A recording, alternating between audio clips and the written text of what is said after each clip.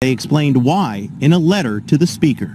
They say, quote, "Some have suggested that we hold off on considering the Senate infrastructure bill for months until the reconciliation process is completed. We disagree. We simply can't afford months of unnecessary delays and risk squandering this once-in-a-century bipartisan infrastructure package. We will not consider voting for a budget resolution until the Bipartisan Infrastructure Investment and Jobs Act passes the House and is signed into law."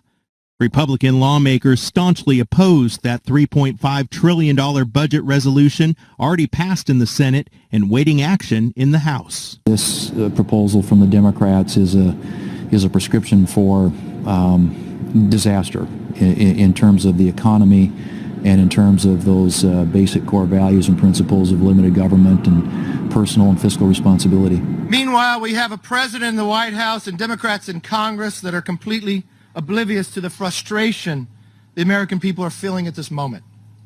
Their message to the American worker is actually, you will have to deal with higher costs for a while because we want to spend trillions more of your money. We cannot be acting in old ways. We have to be acting for the future. And that's why the reconciliation will be greener and more fair and just with equity. We intend, through the Build Back Better budget, for the people to unleash the clean energy economy, an economy that values workers, that centers environmental justice, and really answers our moral call to action. I think sometimes the divisions in this country get a little bit too hot. Okay, at the end of the day, we are all Americans who love this country.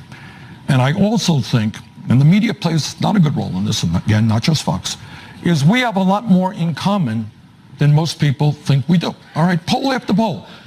Should we raise the minimum wage to a living wage? Yes.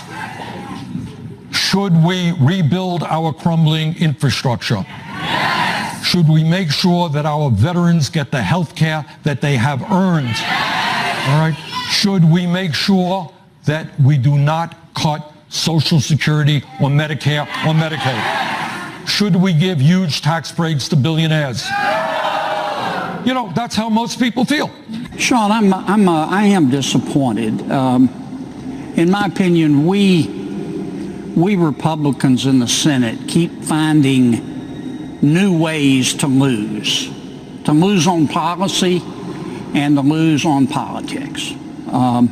Opposing President Biden's infrastructure bill should have been a fat guy layup. It would take me 2 hours to outline its deficiency. I mean, from the bottom of my heart, I mean, it's real swamp stuff. They told us that it was about real infrastructure. It wasn't. Calling this bill an infrastructure bill is like, it's like calling Anthony Weiner a saint. There's more Green New Deal and welfare in this bill than infrastructure. They told us the bill was paid for. It isn't. They told us the bill wouldn't raise taxes. It does. They told us the bill wouldn't contribute to inflation and higher prices. It will. They told us that this bill, if we pass the infrastructure bill, it would make it harder to pass President Biden's companion bill, the $4 to $5 trillion tax and spending binge reconciliation act that we're debating right now. It will make it easier to pass that act. As you pointed out, Speaker Pelosi is so excited about the passage of the infrastructure bill, she's thinking about merging the two bills in the House. I'm telling you, the Democrats desperately wanted this infrastructure bill. They wanted it like an axe wants a turkey. All right, the House won't take up that infrastructure bill, the phone I just set on the shelf, until this other budget deal, this $3.5 trillion thing, is done. The framework, basically a list of instructions to all of the committees that will be involved in drafting the budget bill as to what sorts of things need to be in the legislation, and it put a ceiling on how much each of those committees can spend. Another way to think about it, they basically voted to put the train on the tracks, and now they've got to figure out what to fill the train up with. The train can't leave the station until it has its cargo, and right now that cargo hasn't been made, ordered, or delivered. obviously there's going to be changes to whatever goes into this bill. There's going to be a negotiation. It's going to be a process. It will probably take longer than people would like, and we'll see where it ends up. But it's not a guarantee, and because the budget bill is not a guarantee, it's not a guarantee that the infrastructure bill that passed the Senate in bipartisan fashion will get a vote in the House, because remember, that's sitting on a shelf and it doesn't come out of timeout until this budget bill gets passed. Well, is there going to be enough money to pay for a $5 trillion package? That's the point. Yeah, you can raise taxes on the rich, but I don't know that that's going to be $5 trillion. Well, first of all, it's over 10 years, so there's a sense that it's 1 year. I don't think the $5 trillion number, this is the first time hearing about that. Let's wait till what the CBO scores it. But it's important. Some people think this is all 1 year money. This is over 5 to 10 years. And I do think we can get the tax revenue and cut some of the wasteful spending. Well, obviously, I support moving it along and have tried to support the bipartisan group in every way that we can. Like a lot of us, I'm interested in what it looks like at the end. But I'm in favor of trying to get an outcome on a bipartisan infrastructure package. The past two administrations tried to do it, were unable to. The American people need it. I think it's one of those areas where there seems to be broad bipartisan. For the bipartisan infrastructure package, is it contingent upon assurances from moderate Democrats that they will try to weaken the reconciliation package? No.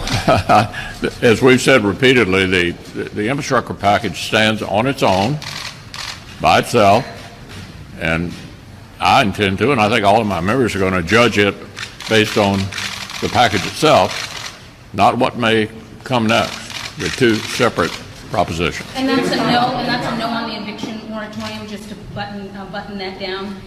79,000 people are behind on rent in Kentucky. Yeah, I think the governor needs to do something about that if he's got the money that was supposedly sent down to him. I do want to ask about infrastructure. Majority Leader Schumer tonight was non-committal on timing for the final passage of the bill. Where do things stand right now? Well, I'm smiling because I'm standing right here waiting. And I'm really proud of that bill. We've got strong bipartisan support. I worked a lot on the broadband piece. It's going to be a game changer for our country. And we're going to get this done. Right now, they have a package of amendments that we're trying to get approval on, and that takes a while in the Senate so we can begin the votes. But there's every reason to believe this bill will get done and signed into law. Maybe it's going to be in the wee hours of the morning one of these days, but it will get done, and we're not going to go home till it gets done. What I need all of you to do, I need you to get on board with me. I've already told almost every single Republican in the GOP conference in the House that I will primary them and personally spend money against them in their primary if they vote for the infrastructure bill or the $3.5 trillion budget. And the reason why is we have, unfortunately, weak Republicans in the House that see this infrastructure bill is like it's a big temptation for them because they think they can go home and tell the people in their moderate districts that they worked across the aisle with bipartisanship and passed infrastructure. But that is not what this is. There is no excuse for any Republican in the House to hand over America to AOC and the radical communist squad, Ilhan Omar, Rashida Tlaib, and the rest of them. This is what Nancy Pelosi is going for.